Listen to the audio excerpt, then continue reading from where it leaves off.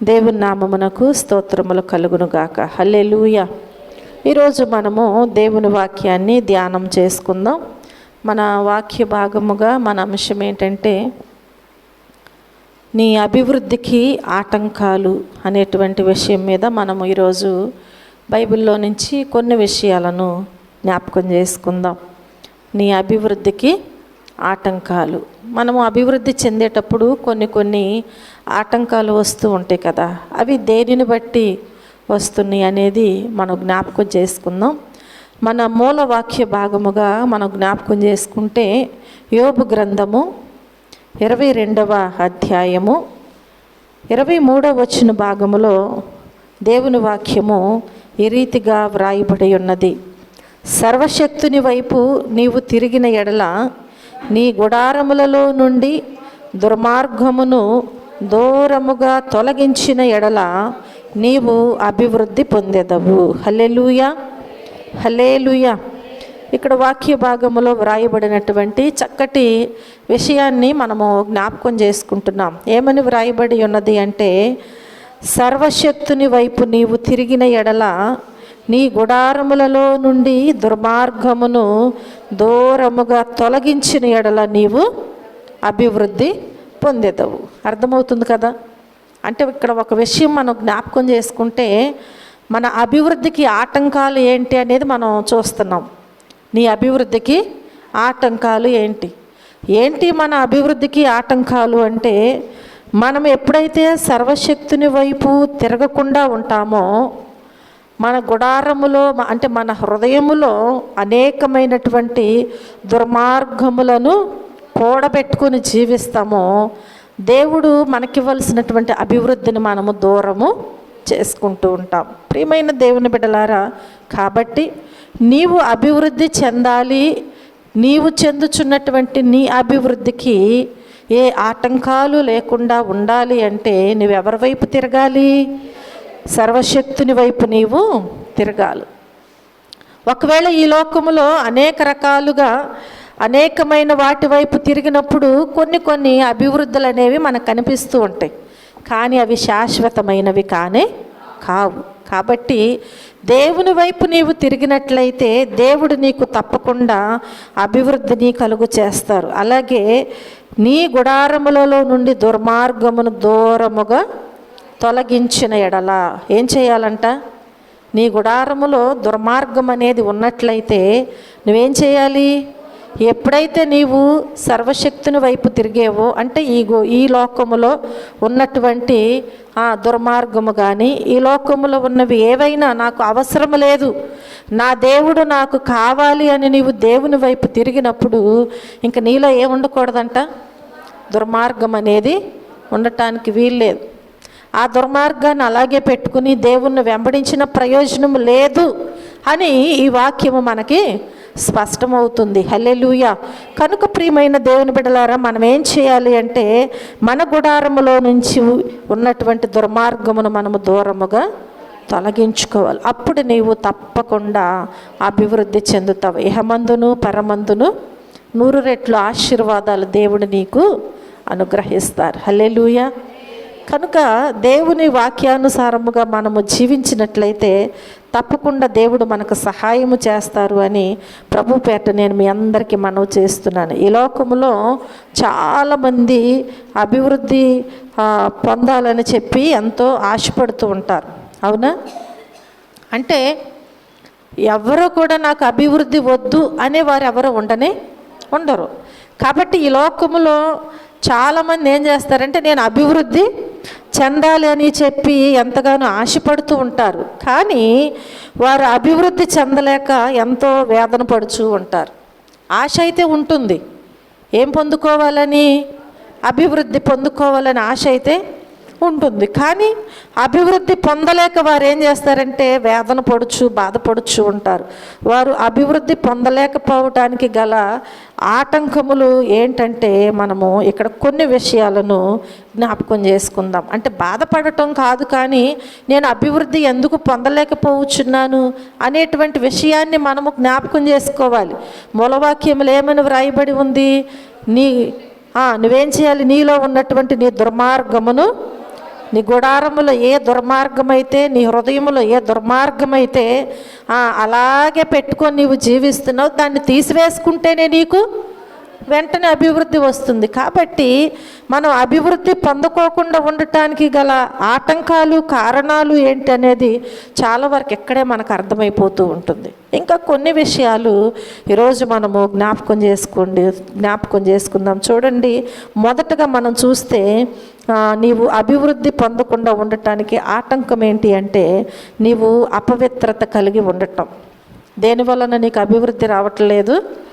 అపవిత్రత కలిగి ఉండటం. చూడండి, దానిలో మొదటగా మనం చూస్తే అపవిత్రత అనేది ఒక్క విషయం మనం జ్ఞాపకం చేసుకుంటే ఎలాంటిది అంటే, అపవిత్రత అనేది ఒక చెట్టుకి తెగులు లాంటిది అన్నమాట.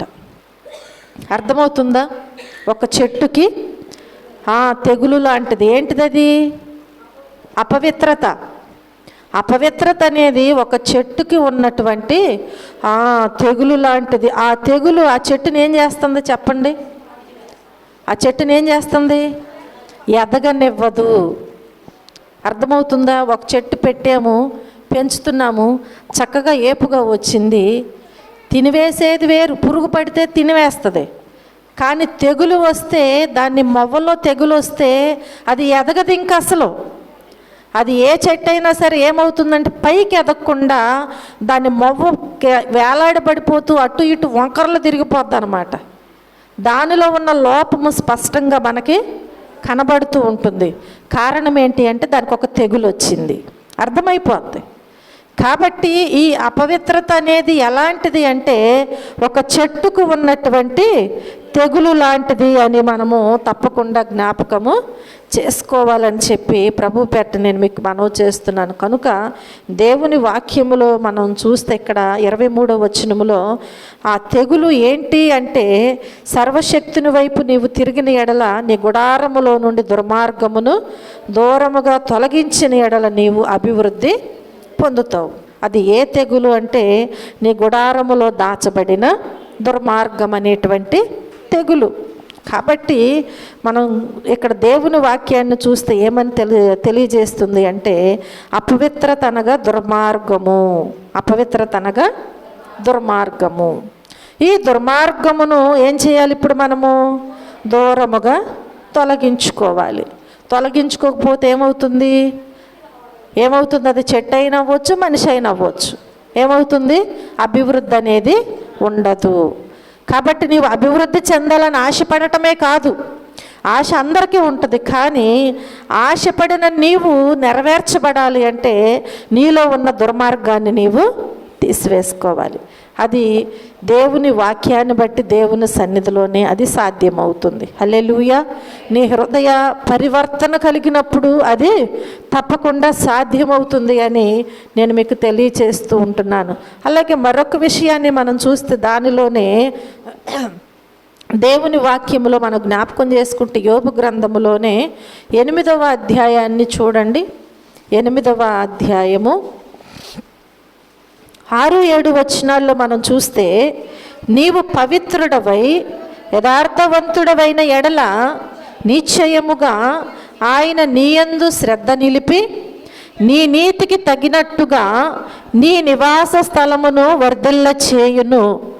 అప్పుడు నీ స్థితి మొదట కొద్దిగా నుండినను తుదన నీవు మహాభివృద్ధి పొందుదువు. హల్లెలూయా, హల్లెలూయా. ఎప్పుడైతే నీవు అపవిత్రత అనగా దుర్మార్గమును దానిని నీవు దూరముగా తొలగించుకుని నీవు పవిత్రుడవైతే, దేవుని వాక్యము సెలవిస్తుంది కదా, నీ దుర్మార్గాన్ని తీసివేస్తే పవిత్రుడివి, నీ దుర్మార్గమును నీలో పెట్టుకుంటే అపవిత్రుడివి. కాబట్టి నీలో ఉన్న దుర్మార్గాన్ని తీసివేసి పవిత్రుడుగా నీవు జీవిస్తే దేవుని వాక్యం ఏమంటుందంటే, నీవు పవిత్రుడవై యథార్థవంతుడవైన ఎడల ఏం చేయాలంట? నీలోకి పవిత్రత వస్తే ఆటోమేటిక్గా నువ్వు యథార్థంగానే జీవిస్తావు. ఏ విషయంలోనైనా నీలో యథార్థతే కనిపిస్తుంది. అంటే మాటలోనైనా క్రియలోనైనా నువ్వు తీసుకునే విషయంలోనైనా, ఇచ్చే విషయంలోనైనా, ఇక ఏ విషయంలోనైనా యథార్థతను నీవు విడిచిపెట్టవు. కాబట్టి నీవు ఎప్పుడైతే యథార్థముగా జీవిస్తావో దేవుని వాక్యం ఏమంటుంది? నిశ్చయముగా ఆయన నీ యందు శ్రద్ధ నిలుపుతాడంట.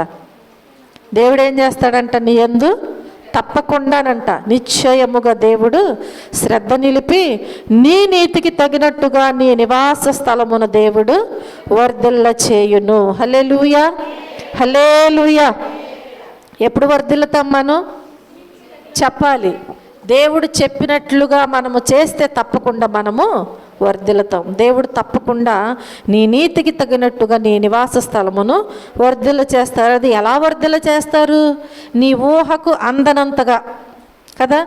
అప్పుడు నీ స్థితి మొదట కొద్దిగా ఉండినను తుదను నీవు ఏమవుతావంట? మహాభివృద్ధి పొందుతావు. హల్లెలూయా.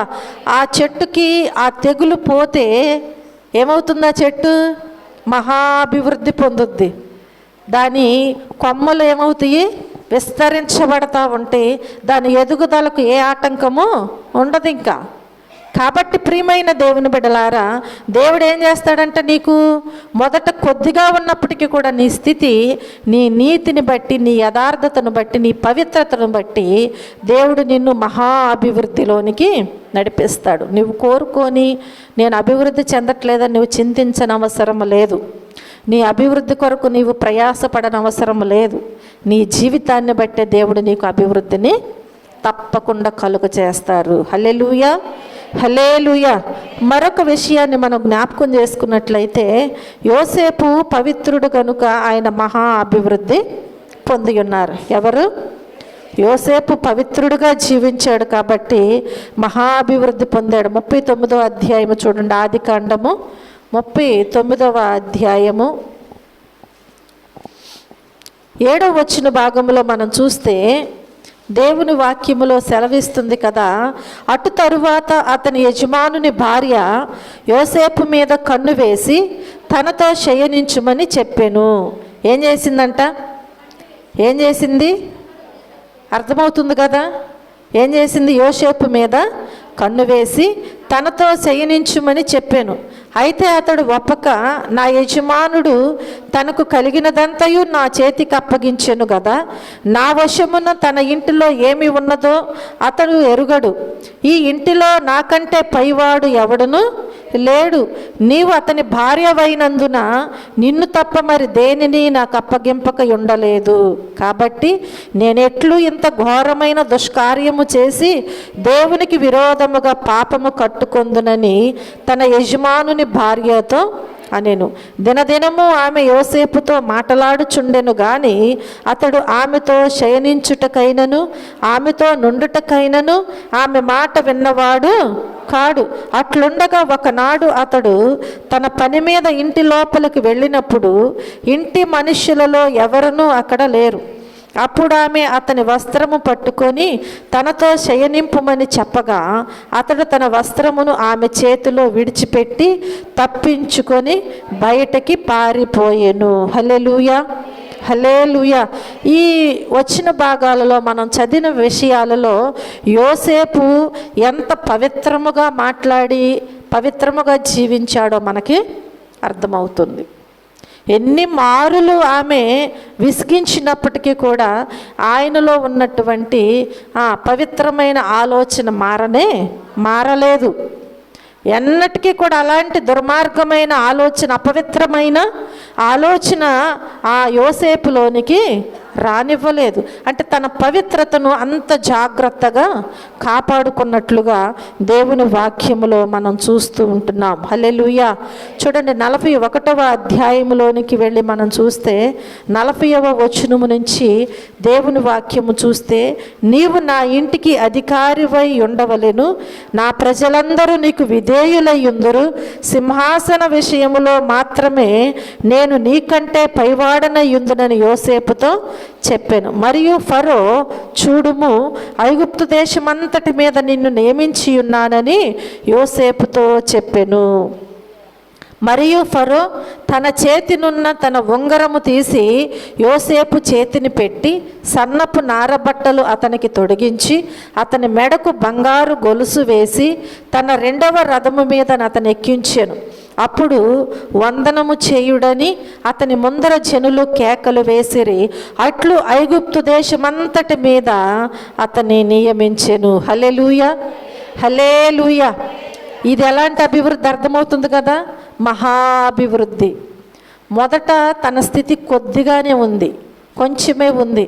తన ఇంటంతటిలో అధికారము కలిగి ఉన్నాడు అంతే. ఫరో యొక్క ఇంటి అంతటిలో అధికారము కలిగి ఉన్నాడు యోసేపు. కానీ ఎప్పుడైతే తన నీతిని తన పవిత్రతను యథార్థతను విడవకుండా జాగ్రత్తగా కాపాడుకొని చెరసాలనైనను నిందలనైనను అవమానమునైనను బాధలనైనను భరించి ఉన్నాడో దేవుడు ఇప్పుడేం చేశాడు, ఆయన నీతిని యథార్థతను పవిత్రతను జ్ఞాపకం చేసుకుని మహా అభివృద్ధి కలుగ చేసి ఉన్నారు. హల్లెలూయా, హల్లెలూయా. చూసారు, ఇప్పుడు ఫరో తీసుకొచ్చి ఏం చేశాడంట, ఈయన్ని సింహాసనము విషయంలో మాత్రమే నీకంటే పైవాడనయుందునని చెప్పాడంట. కానీ మిగతా విషయాలన్నిటిలో కూడా ఆయనను ఐగుప్తు దేశం అంతటి మీద నిన్ను నియమించి ఉన్నాను. హల్లెలూయా. ఇది దేవుడిచ్చిన అభివృద్ధి కాదా? ఇది దేవుడిచ్చిందే. ఒకవేళ ఈ లోకంలో కొన్ని అధికారాలు ఉంటాయి, మనుషులు ద్వారాగానైనా ఇంకా ఎవరి ద్వారాగానైనా అది ఏమవుతుందంటే కొద్ది కాలమే ఉంటుంది. అవునా? ఎవరికైనా కానీ కొద్ది కాలమే పరిమితం ఉంటుంది. తర్వాత మరల వారి టాలెంట్ వారు చూపించుకోవలసిందే. అది నీతి మీద న్యాయం మీద నిలబడేది కాదు ఆ అధికారం. కాబట్టి ఇక్కడ యోసేపుని ఆయనకున్నటువంటి నీతిని బట్టి యథార్థతను బట్టి పవిత్రతను బట్టి దేవుడు ఏం చేశాడు, మహా అభివృద్ధి యోసేపుకి దేవుడు కలిగించి ఉన్నారు. ఆయన అభివృద్ధికి ఆటంకము కలిగించాలని అనుకుంది కానీ ఎన్నటికీ ఆమె వలన కాలేదు. హల్లెలూయా. ఒకవేళ ఈ లోకంలో నీ అభివృద్ధికి ఎన్నో ఆటంకాలు వచ్చినా దేవుడు నిన్ను అభివృద్ధి పరుస్తున్నప్పుడు ఎవ్వరు నిన్ను ఆటంకపరచలేరు. నీ అభివృద్ధికి ఆటంకము ఏది కూడా నిలబడలేదు అని నేను మీకు ప్రభు పేరిట మనవి చేస్తున్నాను. హల్లెలూయా. నీవు అభివృద్ధి చెందట్లేదు అంటే నీవు అపవిత్రత కలిగి ఉన్నావు అని మాత్రము నీవు జ్ఞాపకం చేసుకో. దేవుని దగ్గర ప్రార్థన చేయి, దేవుడు తప్పకుండా నీకు సహాయము చేస్తారు. నీ పవిత్రతను కాపాడుకో, నీ యథార్థతను కాపాడుకో, తప్పకుండా దేవుడు ఏం చేస్తాడు, నీలో ఉన్న దుర్మార్గాన్ని తీసివేయి నీకు మహా అభివృద్ధి దేవుడు తప్పకుండా ఇస్తారు అని ప్రభు పేరిట నేను మీకు మనవి చేస్తున్నాను. రెండవదిగా మనం చూస్తే నీవు అభివృద్ధి చెందాలి అనుకుంటే నీవు ఇతరుల పట్ల అసూయ అనేది పడకూడదు. ఏం చేయకూడదు? నీవు ఇతరుల పట్ల అసూయ పడటం అనేది ఉండకూడదు. చూడండి, మొదటగా మనం చూస్తే మీలో అసూయయు కలహము ఉన్నది అని పౌలు భక్తుడు సెలవిస్తున్నాడు. కొరింథీయులకు రాసినటువంటి మొదటి పత్రిక 3వ అధ్యాయము 3వ వచన భాగంలో మనం జ్ఞాపకం చేసుకుంటే, కొరింథీయులకు రాసిన మొదటి పత్రిక 3వ అధ్యాయము 3వ వచనములో చూస్తే మీలో అసూయయు కలహమును ఉండగా మీరు శరీర సంబంధులై మనుష్య రీతిగా నడుచుకునేవారు కారా? హల్లెలూయా. ఏమున్నాయంట వీరిలో? చెప్పాలి, ఏమున్నాయంట? అసూయ కలహము ఉన్నప్పుడు మీరు ఏ సంబంధులై ఉంటారు? శరీర సంబంధులై మనుష్య రీతిగా నడుచుకునేవారు మీరు కారా? ఏముంటే? అసూయ కలహములు. అమ్మో, మనం జ్ఞాపకం చేసుకుంటే చిన్న విషయానికి కూడా అసూయ పడిపోతారు. అప్పటి వరకు బాగానే ఉంటారు, అర్థమవుతుందా? అప్పటి వరకు నీతో స్నేహం చేస్తారు, అప్పటి వరకు నీతో మాట్లాడుతూనే ఉంటారు, నీ ఇంటికి వస్తూనే ఉంటారు. నువ్వేదైనా ఒక వస్తువు కొనుక్కుంటే చాలు, ఆ 2వ రోజు నీ ఇంటికి రాకపోవచ్చు. ఎందుకని? మనసంతా అసూయతో నింపబడింది కాబట్టి ఏం చేయరు, వెంటనే నీ ఇంటికి మానేసి తర్వాత ఎప్పుడుకో.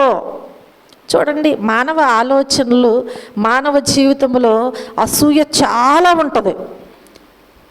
దేవుని మందిరం విషయంలోనే మనం జ్ఞాపకం చేసుకుంటే, నీకంటే ఎక్కువగా ఎవరన్నా పాట పాడినా అసూయపడతారు, నీకంటే ఎక్కువగా ఎవరన్నా ప్రార్థన చేసినా అసూయపడతారు, నీకంటే ఎక్కువగా ఎవరన్నా బోధించినా అసూయపడతారు. అర్థమవుతుందా? కాబట్టి ప్రియమైన దేవుని బిడ్డలారా, ఆ అసూయ అనేది మనలో ఉండకూడదంట. దేవుడిచ్చినటువంటి గొప్ప అవకాశమేమో, ఈరోజు నాకు ఆ అవకాశం లేదేమో, అంతే. ప్రార్థన చేసుకో, ప్రయాసపడు. నీ జీవితంలో ఒకవేళ నీవు పొందుకోవాలనుకుంటే వేగిరి పడాలి. అర్థమవుతుందా? ఇట్లా చిన్న చిన్న విషయాలలోనే మన జీవితంలో అసూయ ఎంతగానో నింపబడిపోతూ ఉంటుంది. కాబట్టి దేవుని వాక్యం ఏమని సెలవిస్తుంది అంటే, మీలో అసూయ అనేది ఉండటానికి వీల్లేదు. నీవు అభివృద్ధి చెందాలని ఆశపడుతున్నావు కదా, కాబట్టి నీ అభివృద్ధికి ఆటంకం ఏంటి?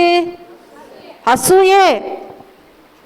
అసూయ నీలో వచ్చిందంటే నీవు మోకరించుతావు కానీ, కండ్లు మూసుకుంటావు కానీ ప్రార్థనలో ఏకీభవించలేవు. అసూయ నీలోకి వస్తే. అర్థమవుతుందా? ప్రార్థనలో ఏకీభవించలేవు. అసూయ నీలోకి వస్తే వాక్యాన్ని వినలేవు. ఊరికే కూర్చుంటామంతే, వాక్యాన్ని వినలేరు. ఎందుకని? మనసంతా అసూయతో నింపబడి గలిబిలి చెందుతుంది కదా. కాబట్టి ఆ అసూయ దేవుని వాక్యాన్ని విననివ్వదు. ఎందుకని? అసూయ కలహములు ఉన్నవారు ఎవరంట? వీళ్ళు శరీర సంబంధులై మనుష్య రీతిగా నడుచుకుంటున్నారు. అంటే దేవుని బిడ్డలుగా వారు ఉండలేకపోతున్నారు. కాబట్టి దేవుని ఆలోచనలతో, దేవుని వాక్యముతో నింపబడలేని స్థితిలో ఉన్నారు. కాబట్టి ఈ శరీరానుసారమైనటువంటి ఆలోచన ఈ అసూయను కలిగిస్తుంది. కనుక ఈ అసూయ నిన్ను దేవునిలో కూడా ఎదగనివ్వదు. ఈ లోకముల అభివృద్ధి ప్రక్కన పెట్టండి, ఈ అసూయ అనేది నీలోకి ఎప్పుడైతే వస్తుందో నీవు అసలు దేవునిలో కూడా ఎదగలేవు. దేవునిలో కూడా నీవు ఎదగలేవు, ఎదగనివ్వదు నిన్ను. అసూయ నిన్ను అలాగే ఏం చేస్తుందంటే కృంగ చేస్తూ ఉంటుంది. కాబట్టి మనలో ఏముండకూడదంట? ఇతరుల పట్ల అసూయ అనేది ఉండకూడదు. ఏమో దేవుని ఆశీర్వాదం వారి కుటుంబం మీద ఉంది కాబట్టి వారు ఆశీర్వదించబడ్డారు, వారు వర్ధిల్లారు, వారి బిడ్డలు చదువుకున్నారు కదా, వారి పిల్లలకి ఉద్యోగాలు వచ్చినాయి, లేదంటే వారి జీవితంలో ఇల్లు కట్టుకోగలిగారు, కష్టపడుకుంటున్నారు, దేవుడు సహాయం చేశాడు కాబట్టి వారి కుటుంబంలో వారు ఈ ఆశీర్వాదం పొందారు అని మనము ఏం చేయాలి? అనుకోవాలి, దేవుని స్తుతించాలి. కానీ నాకంటే ఎక్కువగా ఏంటి అన్నట్లుగా మనలోనికి ఆ ఆలోచన రాకూడదు. నీకేదైనా అవసరం ఉంటే దేవుని దగ్గర ప్రార్థన చేయి. నీలో ఉన్నటువంటి అసూయను తీసివేసుకో, నీలో ఉన్న అపవిత్రతను తీసివేసుకో, నీలో ఉన్న దుర్మార్గమును తీసివేసుకో. దేవుని దగ్గర ప్రార్థన చేయి. నీ స్థితి మొదట కొద్దిగా ఉన్నను, తుదను మహాభివృద్ధి దేవుడు నీకు దయచేస్తారు. హల్లెలూయా. కాబట్టి నీవు అభివృద్ధి చెందాలి అంటే నీలో ఏముండకూడదు? ఇతరుల పట్ల అసూయ అనేది ఉండకూడదు. ఇంకా ఏముండకూడదు అంటున్నారు? ఇంకా ఏముండకూడదు? కలహాలు కూడా ఉండకూడదంట. నీవు అభివృద్ధి చెందాలంటే ఏముండకూడదు? అది తీసివేయటానికి వీలు లేదండి అసలు. అవునా కాదా? అది తీసివేయటానికి వీలు లేదు. నేను చనిపోయేంత వరకు నా హృదయంలో, నా కడుపులో ఎక్కడుంటుందంట? అలాగే ఉంటుంది. అవునా? ఆ కలహం అనేది మనలో ఉండటానికి వీల్లేదు, విడిచిపెట్టేయాలి. కాబట్టి ప్రియమైన దేవుని బిడ్డలారా, కలహముతో ఉన్నంత కాలము పగను పెంచుతుంది కానీ దానిని ఆర్పివేయదు. అది పెరుగుతూ ఉంటుంది. ఇంకా నీ తర్వాత నీ పిల్లల వరకు కూడా వెళ్ళవచ్చు ఒకవేళ. కాబట్టి ఆ కలహం అనేది నీతోనే అంతరించుకుపోవాలి కానీ నీ కుటుంబంలో నీ పిల్లల వరకు వెళ్ళటానికి వీల్లేదు. నువ్వు ఏ మార్గంలో నడుస్తున్నావో, ఏ ఆలోచనతో నీవు జీవిస్తున్నావో, నీ పిల్లలకి ఏమి నేర్పిస్తున్నావో అవే నీ కుటుంబంలో నడుచుకుంటూ ఉంటాయి. నీ బిడ్డల వరకు అవే వెళుతూ ఉంటాయి. ఆ మార్గంలోనే వారు నడుస్తూ ఉంటారు. కాబట్టి దేవుని పిల్లలైనటువంటి మనకు ఏముండకూడదన్నమాట? ఇతరుల పట్ల కలహము కానీ అసూయ కానీ ఉండటానికి వీల్లేదు. అవి నీలో ఉన్నట్లయితే నీవేం పొందుకోలేవు? అభివృద్ధి అనేది పొందుకోలేవు అని నేను ప్రభు పేట మీకు తెలియచేస్తున్నాను. చూడండి, మరొక విషయాన్ని మనం జ్ఞాపకం చేసుకుంటే దాతాను అబీరాము మోషే మీద అసూయపడ్డారు. ఎవరు అసూయపడ్డారు? ఎవరు అసూయపడ్డారు? దాతాము అభిరాము ఏం చేశారంటే మోషే మీద అసూయపడ్డారు. చూడండి, వాక్య భాగములో కీర్తనల గ్రంథము 106వ అధ్యాయము, కీర్తనల గ్రంథము 106వ అధ్యాయము 16-17 వచనాలలో మనం చూస్తే, వారు తమ దండు పాళెములో మోషే యందును యెహోవాకు ప్రతిష్ఠితుడైన అహరోను నందును అసూయపడిరి. భూమి నెరవిడిచి దాతానును మృంగెను, అది అబీరాము గుంపును కప్పివేసెను. హల్లెలూయా! అర్థమవుతుందా ఎంత ప్రమాదమో? ఎంత ప్రమాదమో మనం చూస్తూనే ఉంటాం. అలాంటి విషయాలు అలా జరిగిపోతూ ఉంటాయి అన్నమాట. కాబట్టి అది ఎంత ప్రమాదమైనటువంటిదో మనం చూస్తే ఏంటిది? అది అసూయ ఎంత ప్రమాదమైనదో. కాబట్టి అది మనలో ఉండటానికి వీల్లేదు. అంటే మనుషుల మీద, ప్రక్కవారి మీద, లేదంటే రక్త సంబంధుల మీద, అన్నదమ్ముల్లో కూడా ఉంటుంది కదా, బైబిల్లోనే ఉంది. అసూయపడ్డారు. కాబట్టి ఇక్కడ మనం జ్ఞాపకం చేసుకుంటే తల్లిదండ్రుల మీద కూడా బిడ్డలకు అసూయ ఉంటుంది, బిడ్డల మీద కూడా తల్లిదండ్రులకు అసూయ ఉంటుంది, అన్నదమ్ముల్లో అసూయ ఉంటుంది, అక్క చెల్లెళ్ళు అసూయ ఉంటుంది, రక్త సంబంధుల్లో అసూయ ఉంటుంది. ఇంకా ప్రక్కవారి మీద ఉండకుండా ఉంటుందా? సేవకుల మీద కూడా ఉంటుందని ఇక్కడ తెలియజేస్తుంది. హల్లెలూయా! దేవుని చేత అభిషేకించబడి ప్రతిష్ఠితులుగా జీవించే వారి మీద కూడా ఏముంటుందంట? అసూయ. ఏం అసూయ ఉంటుందండి వారి మీద? చెప్పాలి. సేవకుల మీద ఏం అసూయ ఉంటుంది అసలు? ఉంటుందా? చెప్పాలి. ఏం అసూయ ఉంటుంది వారి మీద? అమ్మో, మన ఊరు వచ్చిన తర్వాత ఏం కొనుక్కున్నారు?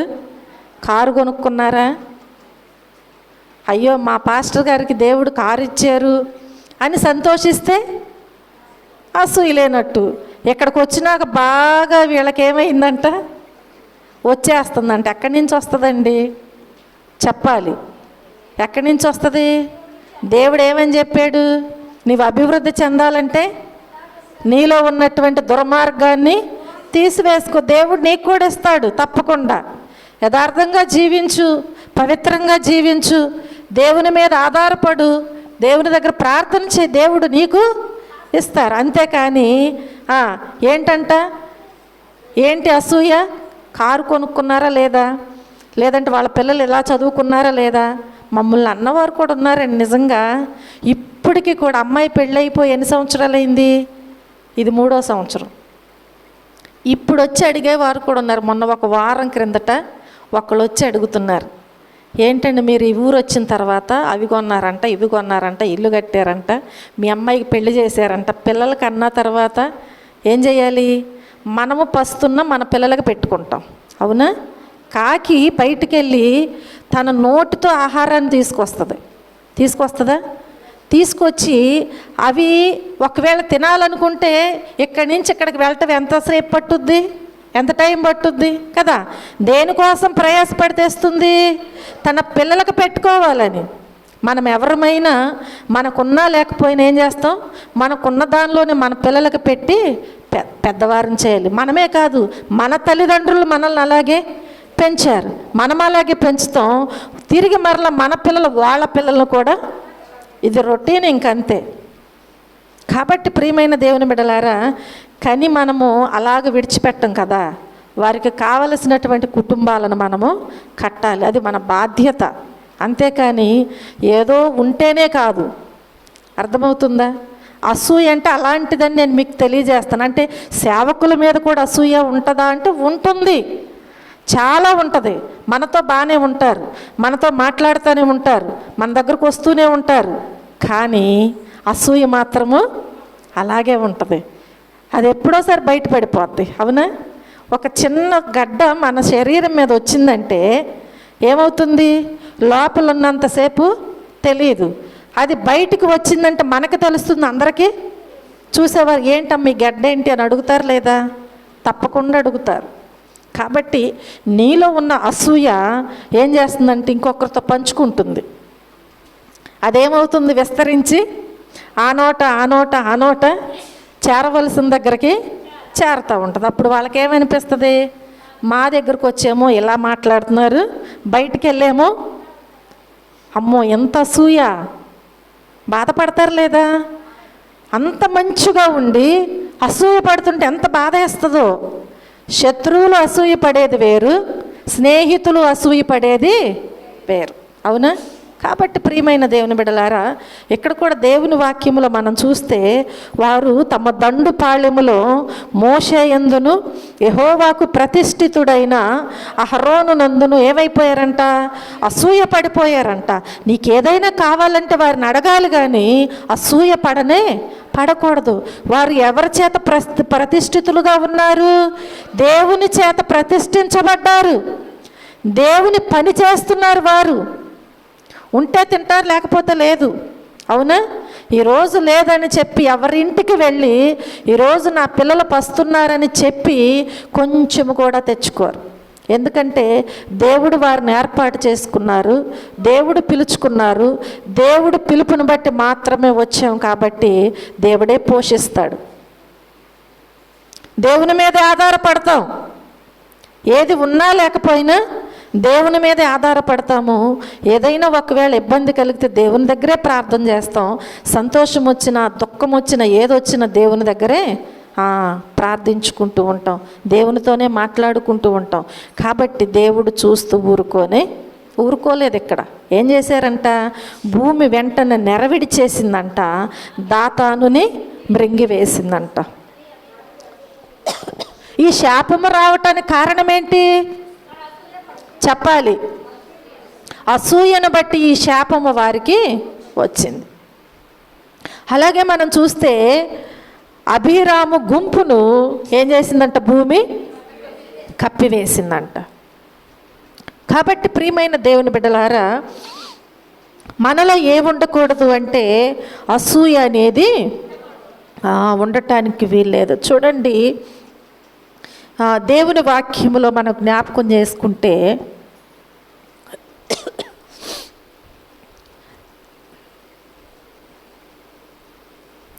ఆదికాండములో మనం చూస్తే ఆదికాండము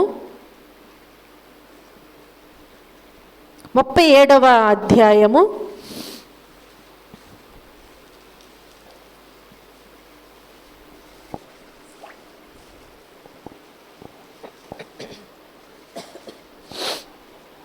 'ఇక్కడ యోసేపు అన్నలు యోసేపు మీద అసూయపడినట్లుగా మనం చూస్తాం. 11వ వచనములో చూస్తే అతని సహోదరులు అతని యందు అసూయపడిరి.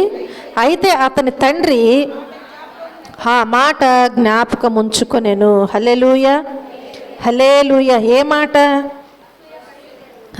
నా కుమారులందరూ కూడా నా చిన్న కుమారుడైన యోసేపు మీద అసూయ పడుతున్నారు అనేటువంటి మాట తండ్రి ఏం చేస్తున్నాడంట? జ్ఞాపకం ఉంచుకుంటున్నాడంట. కాబట్టి తన సేవకులైన వారి మీద అసూయ పడితే ఎవరు చూస్తున్నారు అంటే దేవుడే. వీళ్ళేమీ చేయనవసరం లేదు, దేవుడే చూస్తారు. కాబట్టి ఇక్కడ తన తండ్రి చూస్తున్నాడంట. యోసేపు విషయంలో తన అన్నలందరూ కూడా అసూయ పడటము తన తండ్రి జ్ఞాపకం ఉంచుకున్నాడంట మనసులో. కనుక ప్రియమైన దేవుని బిడ్డలారా, మనము అభివృద్ధి చెందాలంటే అసూయ పడటానికి వీల్లేదు. ఇప్పుడు యోసేపు మీద తన అన్నదమ్ములందరూ కూడా అసూయ పడ్డారు. తన అన్నలందరూ కూడా ఏం చేశారు? అసూయ పడ్డారు. ఏ విషయంలో ఎందుకు అసూయ పడ్డారు అంటే యోసేపును తండ్రి బహుగా ప్రేమిస్తున్నాడు. అలాగే యోసేపుకి విచిత్రమైనటువంటి అంగీలు కుట్టిస్తున్నాడు. అలాగే మనం జ్ఞాపకం చేసుకుంటే యోసేపు దేవుని యందు భయభక్తులు కలిగి ఉన్నాడు కాబట్టి తన కనినటువంటి కలలను తిరిగి వారి అన్నలకు చెప్తూ ఉంటున్నాడు. ఈ విషయాలన్నిటిలో వారికి ఏమైందంటే అసూయ వచ్చింది. వారికి ఏం కలిగింది? అసూయ కలిగింది. ఇదేంటి, మనమందరం వెళ్ళి ఆయన కాళ్ళకు నమస్కారం చేయటం ఏంటి, ఆయన ఈ స్థితిలో ఉండటం ఏంటి, తండ్రి చూస్తేనేమో ఆయనే ఎక్కువగా ప్రేమిస్తున్నాడు. ఈ విషయాలన్నిటిలో అసూయ పడ్డారు. కానీ వారికి అభివృద్ధి ఉందా అంటే వారికి ఎంత మాత్రమో అభివృద్ధి రాలేదు. కానీ ఏ పాపము లేకుండా, ఏ అసూయ లేకుండా జీవించాడు కాబట్టి యోసేపు మహా అభివృద్ధి పొంది ఉన్నాడు. ఆఖరికి ఎక్కడికి వెళ్ళారు చెప్పాలి? ఎక్కడికి వెళ్ళారు? తన తమ్ముడైనటువంటి ఎవరి మీదైతే అసూయ పడ్డారో, ఎవరినైతే హింసించారో, ఎవరినైతే చంపాలని ఆలోచన చేశారో తనే వారికి దిక్కైనట్లుగా మనం చూస్తున్నాం. వారికి ఉన్నటువంటి కరువు సమయంలో ఆయనే వారిని ఆదరించేటువంటి అంత అభివృద్ధి దేవుడు యోసేపుకి దయచేసినట్లుగా వాక్య భాగంలో మనం చూస్తూ ఉంటున్నాం. హల్లెలూయా, హల్లెలూయా. ఒకప్పుడు ఒకవేళ మనకు తినటానికి, ఉండటానికి, కట్టుకోవటానికి కూడా లేకపోవచ్చు. వీటి విషయంలో మనము చింతించకుండా ఎప్పుడైతే దేవుని మీద ఆధారపడి నా దేవుడు నన్ను సృష్టించాడు, నాకు సహాయము చేస్తారని పవిత్రంగా యథార్థంగా జీవిస్తూ మనలో ఉన్న దుర్మార్గాన్ని విడిచిపెడుతూ అసూయ కలహములు మనలో లేకుండా ఎప్పుడైతే దేవుణ్ణి వెంబడిస్తామో మహాభివృద్ధి మనం తప్పకుండా చూస్తాం. మొదట మన స్థితి కొద్దిగానే ఉండవచ్చు, కానీ తుదకు మహా అభివృద్ధి దేవుడు దయచేస్తారు అని ప్రభు పేట నేను మీకు మనవి చేస్తూ ఉంటున్నాను. హల్లెలూయా. చూడండి, కీర్తనల గ్రంథంలో 37వ అధ్యాయంలో దేవుని వాక్యాన్ని మనం జ్ఞాపకం చేసుకుంటే, కీర్తనల గ్రంథము 37వ అధ్యాయము 7వ వచనములో చూస్తే, యెహోవా ఎదుట మౌనముగా నుండి ఆయన కొరకు కనిపెట్టుకొనుము, తన మార్గమున వర్ధిల్లు వాని చూసి వ్యసన పడకము, దురాలోచనలు నెరవేర్చుకొని వాని చూచి వ్యసన పడకము. హల్లెలూయా. మనకు దేవుని వాక్యం ఏమని సెలవిస్తుంది? తన మార్గమున వర్ధిల్లు వాని చూసి వ్యసన పడవద్దు. తన మార్గంలో ఒకవేళ వర్ధిల్లుచున్నారేమో వారిని చూసి మనం ఏం చేయకూడదు? వ్యసన పడకూడదు. మొదటి వచనములో ఏమనుంది? చెడ్డవారిని చూసి నీవు వ్యసన పడకము, దుష్కార్యములు చేయు వారిని చూసి మచ్చర పడకము. ఎవరిని చూసి వ్యసన పడవద్దు? చెడ్డవారిని చూసి వ్యసన పడవద్దు. తన మార్గమున వర్ధిల్లు వారిని చూసి నీవు వ్యసన పడవద్దు. వారి తీర్పు వారిదే. కాబట్టి ఒకరిని చూసి నీవు వ్యసన పడటానికి వెళ్ళలేదు. వారు ఏ స్థితిలో ఉన్నా నీవు మాత్రం వ్యసన పడవద్దు. దేవుని మీద ఆధారపడి నువ్వేం చేయాలి? దేవుని దగ్గర ప్రార్థన చేయాలి. తప్పకుండా దేవుడు మనకు సహాయము చేస్తారు. హల్లెలూయా. మూడవదిగా మనం జ్ఞాపకం చేసుకుంటే, నీకు నీవు అతిశయపడటం. అభివృద్ధికి ఆటంకాలు చెప్తున్నాను నేను మీకు. మొదటగా మనం చూస్తే నీవు అపవిత్రత కలిగి ఉండటం, రెండవది నీవు ఇతరుల పట్ల అసూయ పడటం, మూడవది నీకు నీవు అతిశయపడటం. అతిశయపడతారు లేదా? చాలామంది అతిశయపడతారు. నాకేంటి అన్నట్లుగా ఏం చేస్తారు అంటే, ఒక్క విషయంలో కాదు, అందంగా ఉన్నారనుకోండి, వారి అందము విషయంలో అతిశయపడతారు. నాకంటే ఎవరు అందంగా లేరు, నేను ఇంత అందంగా ఉన్నానని ఏం చేస్తారు? అందం విషయంలో అతిశయపడతారు. మంచి హైట్ ఉన్నారనుకోండి, వారి యొక్క హైట్ని బట్టి అతిశయపడతారు. మంచి కలర్ ఉంటే కలర్ను బట్టి, మంచి ఉద్యోగం ఉంటే, మంచి చదువు ఉంటే, మంచి గృహం ఉంటే, మంచి భర్త ఉంటే కదా, మంచి పిల్లలుంటే, ప్రతి విషయంలో అతిశయం అనేది ఉంటుంది. కాబట్టి ఇక్కడ మనం జ్ఞాపకం చేసుకుంటే, నీకు నీవు అతిశయపడటము నీ అభివృద్ధికి ఆటంకం. నీకు నీవు అతిశయపడటము నీ అభివృద్ధికి ఆటంకము. చూడండి, మనం దేవుని వాక్యములో చూస్తే కొరింథీయులకు రాసిన మొదటి పత్రికలో దేవుని వాక్యము సెలవిస్తుంది కదా. కొరింథీయులకు రాసిన మొదటి పత్రిక 5వ అధ్యాయము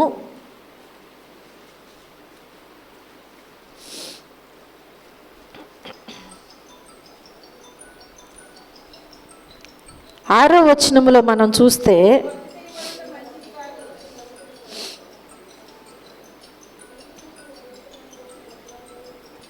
చదవండి. దేవుని వాక్యములో మనం జ్ఞాపకం చేసుకున్నట్లయితే కొరింథీయులకు రాసిన మొదటి పత్రిక 5వ అధ్యాయము 6వ వచనములో మనం చూస్తే, మీరు అతిశయపడుట మంచిది కాదు, పులిసిన పిండి కొంచెమైనను ముద్దంతయు పులియచేయునని మీరు ఎరుగరా. హల్లెలూయా. మనం అతిశయపడుట ఏం కాదంట, అతిశయపడటం ఏం కాదంట, మంచిది కాదంట. కాబట్టి ఈ మంచిది కాదు అని తెలిసిన తర్వాత మంచిది కాదు ఆ కాని దానిని మనం ఏమాత్రం కూడా ఆశ్రయించటానికి, అమలు చేయటానికి వీల్లేదు. ఎందుకని? అది మనకు మంచిది కాదు. కాబట్టి ఏంటది అంటే అతిశయము. మీరు అతిశయపడుట మంచిది కాదు. ఆ అతిశయము ఇక్కడ ఉదాహరణ ఇస్తున్నాడు ఎలా ఉంటుంది అనేది. ఆ అతిశయం ఎలా ఉంటుంది అనేది చిన్న ఉదాహరణ. ఏంటి అంటే, పులిసిన పిండి కొంచెమైనను ముద్దంతయు పులియచేయునని మీరు ఎరుగరా. మంచి దానిలోనికి తీసుకుని వచ్చి ఎంత కొంచెమే పులిసింది ఏదైనా వేస్తే మంచిదంతా కూడా ఏమైపోతుందంట, పులిసిపోతుందంట. ఇప్పుడు వరకు నీవు చేసిన భక్తి, యథార్థత, పవిత్రత అంతా కూడా ఏమవుతుంది, నీకు నీవే అతిశయపడిపోతే చెప్పాలి, నీ భక్తి అంతా వ్యర్థమైపోతుంది. అంటే బూడిదలో పోసిన పన్నీర్ ఏమంటారు దాన్ని, అదేనా చెప్పాలి, బూడిదలో పోసిన పన్నీర్ అయిపోతుంది. కాబట్టి ప్రియమైన దేవుని బిడ్డలారా, నీకు ప్రార్థన బాగా చేయటం వచ్చు, ఒకవేళ నువ్వు అతిశయించుకో. పాటలు పాడటం బాగా వచ్చు, కానీ నీవు అతిశయించొద్దు. వాక్యం చెప్పటం బాగా వచ్చు, కానీ అతిశయించకు. ఏ విషయంలోనైనా నేను ఉదాహరణకి ఇలా చెప్పాను. బయటైనా ఎక్కడైనా, మన కుటుంబంలోనైనా, మన నిజ జీవితంలోనైనా ఎక్కడైనా సరే మనం ఏం చేయకూడదంటే అతిశయించటానికి వీల్లేదు. ఒకవేళ నీవు భక్తి చేస్తూ ఏదో ఒక విషయంలో అతిశయించినట్లయితే నీ భక్తి అంతా వ్యర్థమైపోతుంది అని దేవుని వాక్యము స్పష్టంగా తెలియజేస్తుంది. హల్లెలూయా. మరొక విషయాన్ని మనం చూస్తే యాకోబు పత్రికలో దేవుని వాక్యము సెలవిస్తుంది కదా. యాకోబు పత్రిక 4వ అధ్యాయము 16వ వచన భాగములో, ఇప్పుడైతే మీరు మీ డంబముల యందు అతిశయపడుచున్నారు, ఇట్టి అతిశయమంతయు చెడ్డది. ఏం చేస్తున్నారంటే వీరికి ఏ అతిశయం అంట, ఇప్పుడైతే మీరు మీ డంబముల యందు అతిశయపడుచున్నారు, ఈ అతిశయమంతా కూడా ఏమై ఉన్నది, చెడ్డదై ఉన్నది. డంబము కదా. డంబం అంటే ఏంటి, డంబం అంటే ఏంటి, డంబం అంటే ఏంటి చెప్పండి. డంబం అంటే ఏంటి, వారిని వారే పొగుడుకోవటం. అర్థమవుతుందా? వాళ్ళ గురించి వాళ్ళే పొగుడుకోవటం. ఇక చాలా విషయాలలో నేను ఇలాగు, నేను అలాగు అని చెప్పి ఏం చేస్తారు, వారి విషయంలో వారే పొగుడుకుంటారు. నీ విషయం గురించి నీవు పొగుడుకుంటే ప్రయోజనం ఏముంటుంది? నీ ప్రక్కవారు, నీ స్నేహితులు, నీ కుటుంబ సభ్యులు నీ గురించి ఒక మంచి మాట చెప్పాలి, అవునా? అది నీకు అతిశయము. కానీ నీకు నీవే డంబముగా అతిశయిస్తుంది, చెడ్డదంట. మా అమ్మ ఎంత ప్రార్థనా పర్రాలో, ఎంత యథార్థంగా ఉంటుంది అని చెప్పి నీ గురించి నీ ఇంటివారు, నీ ప్రక్కింటి వారో, నీ ఇరుగు పొరుగు వారో, ఇంకా నీ సహోదరులు, నీ మందిరములో ఉన్నటువంటి నీ స్నేహితులు, నీ సహోదరులు, ఇలాంటి వారు నీ గురించి చెప్పాలి. కానీ నిన్ను నీవే పొగుడుకోవటానికి వీల్లేదు. అది చెడ్డది. హల్లెలూయా. కాబట్టి ప్రియమైన దేవుని బిడ్డలారా, ఈ అతిశయం ఎలాంటిది అని వాక్యము సెలవిస్తుంది అంటే, ఇట్టి అతిశయము చెడ్డది అని దేవుని వాక్యము సెలవిస్తుంది. చూడండి, మరొక విషయాన్ని మనం చూస్తే యెహెజ్కేలు గ్రంథములో దేవుని వాక్యము సెలవిస్తుంది కదా. యెహెజ్కేలు గ్రంథము 31వ అధ్యాయము 14వ వచనములో మనం చూస్తే, నీరున్న చోటుననున్న వృక్షము అన్నిటిలో ఏదియు తన ఎత్తును బట్టి అతిశయపడి తన కొనను మేఘముల కంటజేసి ఏ వృక్షము గాని దాని ఎత్తును బట్టి గర్వింపకుండునట్లు క్రింది లోకమునకు పోవు నరుల యొద్దకు దిగువారితో కూడా మరణము పాలైరి. హల్లెలూయా. దేవుని వాక్యము సెలవిస్తుంది కదా, దేనిని బట్టి అతిశయపడటానికి వీల్లేదు అనేది ఇక్కడ సెలవిస్తుంది. ఇప్పుడు ఇక్కడ దేనిని బట్టి సెలవిస్తున్నారు? ఎత్తును బట్టి. అర్థమవుతుందా? తన ఎత్తును బట్టి అతిశయపడకూడదని. తన ఎత్తు అంటే మనం ఉన్న హైట్ కాదు. ఎత్తు అంటే నీకున్న ఆస్తి ఎత్తు. అర్థమవుతుందా? నీ ఎత్తును బట్టి నీవెప్పుడు కూడా అతిశయపడటానికి వీల్లేదు. వాళ్ళంతా ఆఫ్టర్ ఆల్ అంటారు చాలామంది. వాళ్ళంతా ఆఫ్టర్ ఆల్ నా బాత్రూమ్ ఖరీదు చేయరు, వారి బ్రతుకంతా నా చీర ఖరీదు చేయరు, నా కాలు గోటుకు కూడా సమానము కారు. ఈ ఎత్తులో ఉన్నటువంటి తన ఎత్తును బట్టి అతిశయపడటం మంచిది కాదంట. ఒకవేళ అలాగూ గర్వింపకుండునట్లుగా దేవుని వాక్యం ఏముంటుంది? క్రింది లోకమునకు పోవు నరుల యొద్దకు దిగువారితో కూడా మరణము. నువ్వు ఎంత ఆస్తి పరులువైనా కావచ్చు, నీకు ఎంత పెద్ద ఇల్లైనా ఉండొచ్చు, పక్కన పూరి గుడిసున్నా, నీకు 4-5 స్టేర్లు బిల్డింగ్ ఉన్నా నీవు మరణించవలసిందే. వారు తీసుకెళ్ళి నిన్ను అక్కడే పెడతారు, వాళ్ళని అంతే. కాబట్టి ప్రియమైన దేవుని బిడ్డలారా, తన ఎత్తును బట్టి ఎన్నడూ కూడా అతిశయించటానికి వీల్లేదు. నేను కాబట్టే ఇలా ఉన్నాను అనటానికి వీల్లేదు. అది ఏదైనా కావచ్చు. అది దేనిని బట్టి వచ్చింది నీకు? దేనిని బట్టి? ఒక చెట్టు ఎదుగుతుంది అంటే దేనిని బట్టి ఎదుగుచున్నది? నీరున్న చోటునది ఉంది కాబట్టి ఏమవుతుంది? దాని ఎత్తు పైకి వెళుతుంది. అది అణిగి మణిగి ఉండాలి, కానీ గాలి వచ్చినా ఏదొచ్చినా నాకేంటని విర్రవీగితే ఏమవుతుందండి? ఇరిగి కింద పడిపోతూ ఉంటుంది. కాబట్టి ఎన్నడూ కూడా తన ఎత్తును బట్టి అతిశయించటానికి వీల్లేదు అని దేవుని వాక్యం ఇక్కడ స్పష్టంగా మనకి తెలియచేస్తుంది. హల్లెలూయా. మరొక విషయాన్ని నేను మీకు తెలియచేస్తాను. చూడండి, దినవృత్తాంతముల గ్రంథము, 2వ దినవృత్తాంతముల గ్రంథము 26వ అధ్యాయము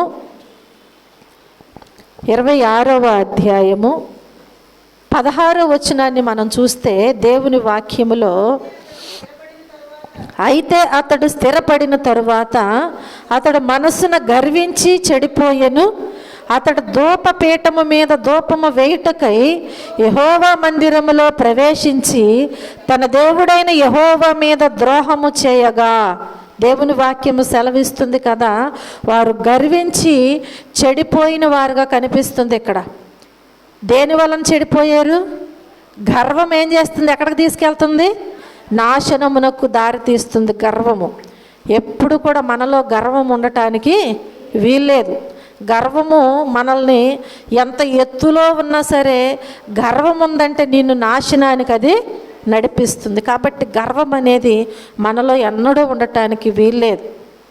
ఎంతటోళ్ళకైనా సరే ఏదో ఒక అవసరం ఉంటుంది, అవునా? రాజుగారు భార్య అయినా సరే దేనికోసం వస్తుందంట? సామెతలు ఉండేగండి. ఏమి లేక వచ్చానంటుంది? కోడి పిల్లలకి నూకలు లేవంట. అన్నీ మాకు బాస్మతి రైసే కాబట్టి నూకలు లేవని చెప్పి ఏం చేస్తుందంట? అంటే ఈ సామెత ఏంటి? ఎంతటోళ్ళకైనా ఏదో ఒక అవసరత ఎదుటి వారితో ఉంటుంది. కాబట్టి నాకేంటి, నేను ఈ స్థితిలో ఉన్నానంటే నాకు పలానా హోదా ఉంది కాబట్టి, లేదా పలానా అధికారంలో నేను ఉన్నాను కాబట్టి గర్వంతో నేను ఏదైనా చేయొచ్చు అని అనుకోవద్దంట. నీ అధికారం వేరు, నీ హోదా వేరు, నీకున్న ఆస్తి వేరు, దేవుని పని వేరు. అర్థమవుతుంది? ఇక్కడ అదే జరిగింది. ఇక్కడున్న సందర్భాన్ని బట్టి తెలియజేస్తున్నాను నేను మీకు. ఇక్కడ అదే జరిగింది. నువ్వు రాజువైతే అవ్వచ్చు, నువ్వు ఒక అధికారివైతే అవ్వచ్చు, కానీ నీ రాజుకి అప్పగించిన పనిని చేయాలి, కానీ యాజకులకు ఇచ్చిన పని నువ్వు చేయటానికి వీల్లేదు కదా. అందుకేమంటారు? గాడిద చేయాల్సిన పని గాడిదే చేయాలి, కుక్క చేయాల్సిన పని కుక్కే చేయాలి. కుక్క పని గాడిద చేస్తే గాడిదకి ఏమైనాయి అంట? దెబ్బలు తగిలినాయి అంట. పగలంతా మేత తిని దీనికి నిద్ర పట్టక అరుస్తుంది అని చెప్పి కుక్క మొరగాల్సిన సమయంలో దొంగలను చూసి గాడిద మొరుగుతుంది యజమాని ప్రేమించి. కానీ యజమానికి ఏమైంది? కోపం వచ్చింది. కాబట్టి ప్రియమైన దేవుని బిడ్డలారా, ఇక్కడ దేవుని వాక్యములు ఏమని ఉందంటే, అతడు స్థిరపడిన తరువాత, చాలామంది స్థిరపడిన తర్వాత దేవుని మహాకృపను బట్టి నేను ఈ రీతిలో ఉన్నానని అనుకోరు అసలు. అప్పటి వరకు దేవుడు ఆశీర్వాదించే వరకు, దేవుడు ఒక అధికారం ఇచ్చే వరకు, దేవుడు ఒక ఆధిపత్యం ఇచ్చే వరకు, ఒక ఇల్లు ఇచ్చే వరకు, ఇంక ఏదైనా కావచ్చు. అప్పటి వరకు ఏం చేస్తారంటే దేవుని వెంబడిస్తారు బాగానే. ఎప్పుడైతే స్థిరపడతారో అప్పుడేమొస్తుందంట? ఎక్కడ? మనసులో వస్తుందంట. మనసులో గర్వం వస్తుందంట. ఈ గర్వం ఏం చేస్తుందంట? ఇప్పుడు వాళ్ళని ఏం చేస్తుందంట? చెడగొట్టేస్తుందంట. అంటే ఇప్పుడు వరకు ఏమీ లేనంత వరకు కూడా మంచి పనులు చేసేవారు, మంచి మాటలు మాట్లాడేవారు. ఎందుకని? చెడిపోయిన ఆలోచన లేవు కదా, మనసులో గర్వం లేదు కదా. ఇప్పుడు ఎప్పుడైతే స్థిరపడ్డారో, మనసులో ఎప్పుడైతే గర్వించారో వారు చెడిపోతున్నారంటే. ఏ విషయంలోనంటే నేను ఏది చేసినా నన్ను అడిగేవారు లేరు, చెడిపోతున్నారు. నేను ఏదైనా చేయగలను. కాబట్టి ఇప్పుడు చెడిపోయాడు. కాబట్టి ఏం చేస్తున్నాడు? ధూపపీఠం మీద ధూపం వేయటానికి యెహోవా మందిరములో ప్రవేశించాడంట. దేవుడైన యెహోవా మీద ద్రోహం చేసేసాడంట. ఇప్పుడు దేవుడు చూస్తూ ఊరుకుంటాడా? ఊరుకోడు. అప్పుడైతే వెంటనే జరిగింది. ఇప్పుడైతే ఒకవేళ ఆలస్యం అవ్వచ్చేమో, కానీ ఎప్పటికైనా దేవుని శిక్ష ఉంటుంది. దేవుడు చూస్తూ ఊరుకోలేదు. ఏం చేశాడు దేవుడు? చెప్పాలి. రాజైన ఉజ్జియా తన మరణ దినము వరకు కూడా కుష్ఠరోగిగా ఉన్నాడంట.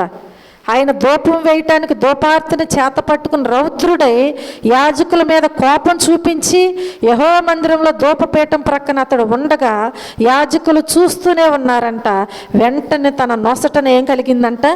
కుష్ఠరోగము కలిగిందంట. ఆలస్యం లేదు, ఆలస్యం లేదు. ఇంకా వారందరి మీద కోపం ప్రదర్శించి వారిని ప్రక్కకు దోసి వారు చేయవలసినటువంటి పని ఈయన చేయటానికి కారణం ఏంటి అంటే గర్వించాడు.